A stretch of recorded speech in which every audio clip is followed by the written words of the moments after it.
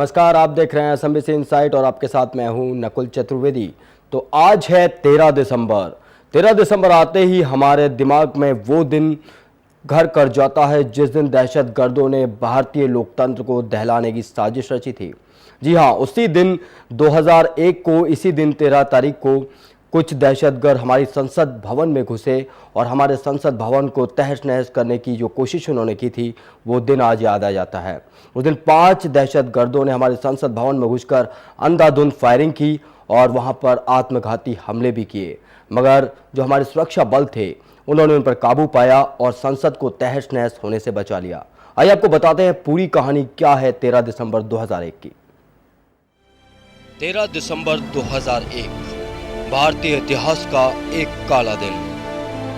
13 दिसंबर को संसद हमले की 12वीं बरसी है। इसी दिन 12 साल पहले संसद पर वो आतंकी हमला हुआ था जिसने पूरे देश को झकझोर कर रख दिया था। उस दिन एक सफेद एम्बेसडर कार में आए 5 आतंकवादियों ने 45 मिनट में लोकतंत्र के सबसे बड़े मंदिर को गोलियों से छलनी करके पूरे हिंदुस्तान को सख्ते में ला दिया था। ऑपरेशन कमांडर बिल्डिंग 1 के सामने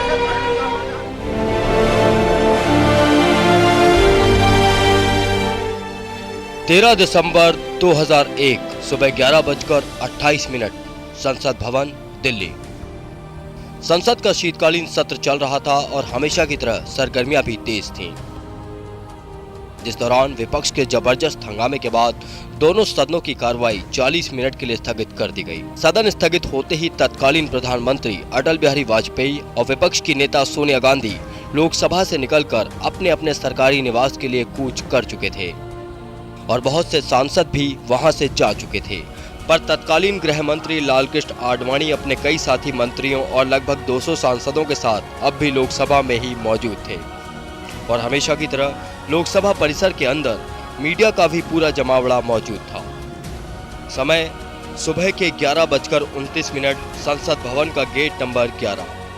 उपराष्ट्रपति कृष्णकांत शर्मा की कार के काफिले में तैनात सुरक्षाकर्मी अब सदन से बाहर उनके आने का इंतजार कर रहे थे और ठीक उसी पल एक सफेद एम्बेसडर कार तेजी से उपराष्ट्रपति के काफिले की तरफ बढ़ती जा रही थी।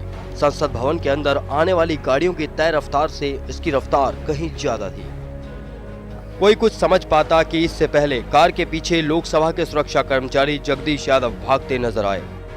सुरक्षा कर्मियों को अपनी ओर आता देख एम्बेसडर कार का ड्राइवर अपनी गाड़ी को गेट नंबर 1 की तरफ मोड़ देता है। गेट नंबर 1 के नजदीक ही उपराष्ट्रपति की कार खड़ी थी। तेज रफ्तार और मोड़ की वजह से कार का ड्राइवर नियंत्रण खो देता है और गाड़ी सीधे उपराष्ट्रपति की कार से जा टकराती है। सुबह 11:30 गेट नंबर 1 संसद भवन। जब तक कोई कुछ समझ पाता कि तभी एम्बेसडर के चारों दरवाजे एक साथ खुलते हैं और गाड़ी में बैठे 5 आतंकी बाहर निकलते हैं और अंधाधुंध गोलियां बरसाना शुरू कर देते हैं। पांचों आतंकी AK-47 से लैस थे और पांचों की पीठ और कंधे पर बैग थे। पहली बार आतंक लोकतंत्र की दहलीज पार कर चुका था और पूरा संसद भवन गोलियों की तड़तड़ाहट से गूंज उठा था।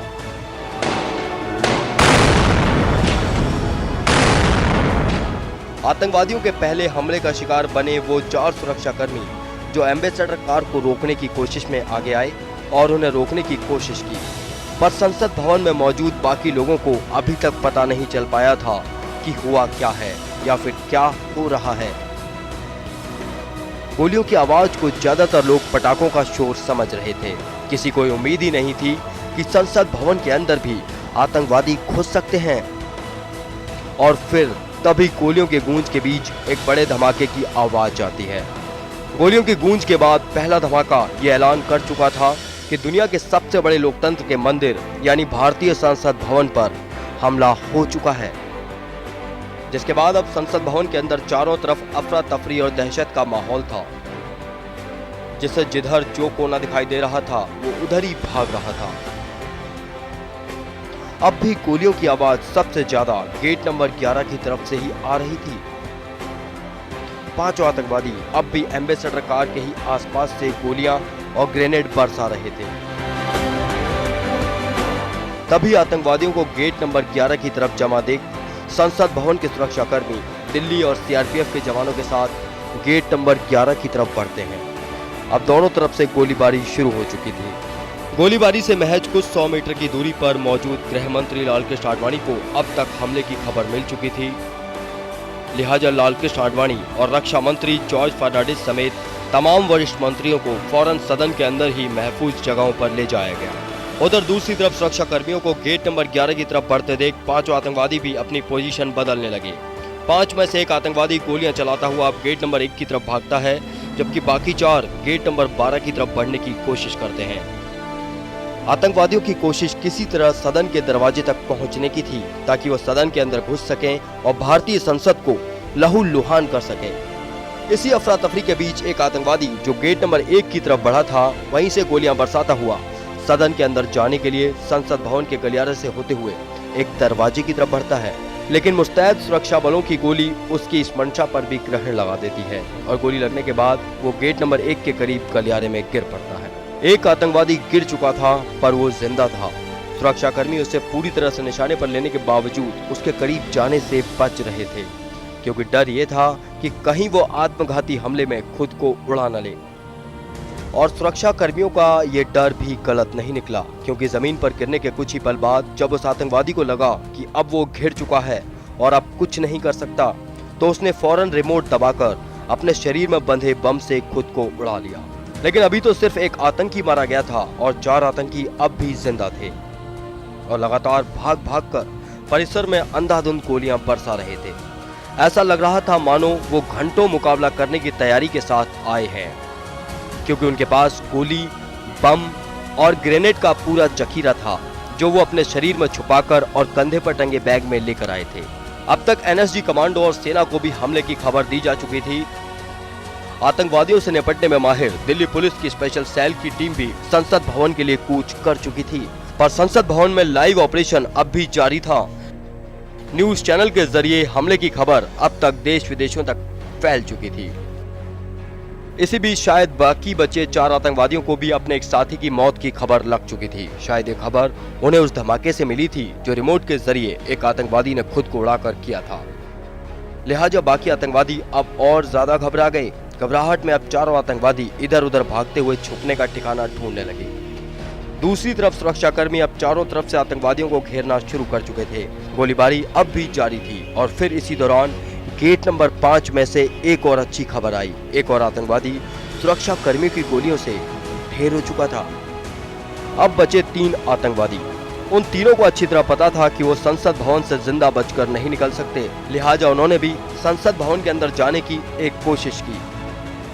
वे गोलियां बरसाते हुए धीरे धीरे गेट नंबर 9 की तरफ बढ़ने लगे, मगर मुस्तैद सुरक्षा कर्मियों ने उन्हें गेट नंबर 9 के पास ही घेर लिया। दिन के करीब 12:10 गेट नंबर 9 संसद भवन।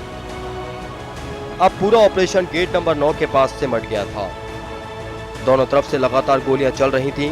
बीच बीच में आतंकवादी सुरक्षा कर्मियों पर हथगोले भी फेंक रहे थे, पर चूंकि वो चारों तरफ से घिर चुके थे, लिहाजा बचने का कोई रास्ता नहीं था।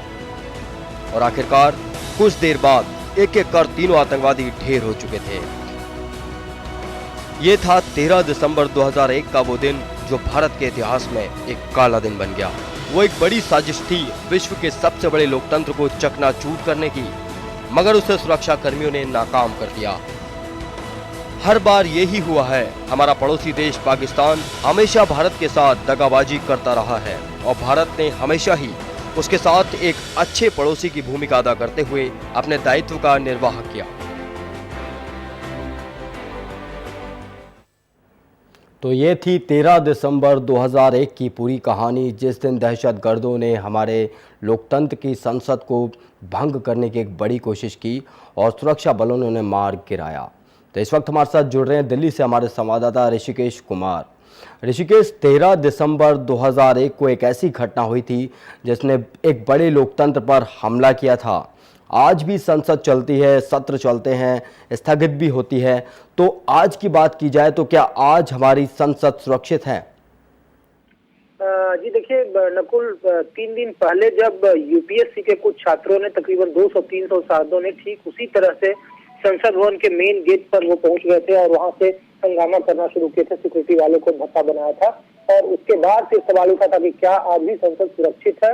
लेकिन जिस तरह से 13 दिसंबर की घटना के बाद जो वाकया सामने आया था उससे कह सकते हैं कि अब तो चूंकि सिक्योरिटी काफी ज्यादा वहाँ मजबूत है, पुख्ता है, रडार के निशाने पर है, लेकिन उसके बाद फिर निश्चित तौर पर कह सकते हैं कि आज संसद बिल्कुल सुरक्षित है, लेकिन अब भी भय बना हुआ है कि आतंकवादी उस पर हमला न कर बैठे। बिल्कुल, कहीं ना कहीं जो उस दिन हुआ था वैसा ही अभी आपने बताया, जिस तरीके से छात्रों ने घेर लिया था, मेन गेट तक पहुंच गए थे। तो आज अगर बात की जाए आतंकवादियों की, तो पाकिस्तान की हम एक बार बात करें तो पाकिस्तान आज भी बाज नहीं आता। सीज फायर का उल्लंघन लगातार उसकी तरफ से जारी है और भारत उसका जवाब नहीं देता।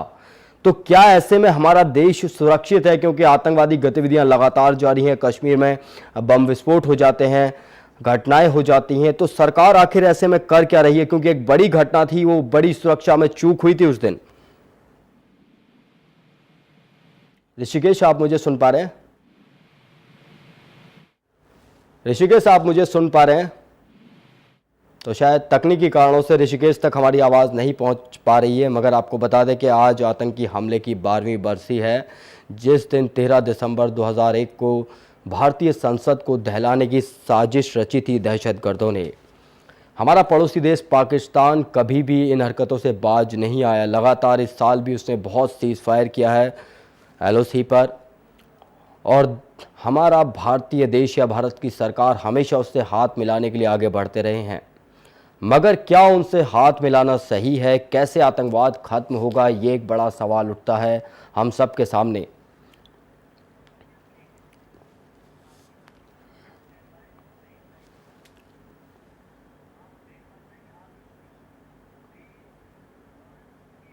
तो ये तो थी 13 दिसंबर की पूरी कहानी। और आज हमारी संसद सुरक्षित है या नहीं, या हमारे पड़ोसियों से रिश्ते अच्छे हैं या नहीं, या पाकिस्तान कब अपनी हरकतों से बाज आएगा, इन सब का फैसला तो सरकार को करना होगा और जनता को जवाब देना होगा।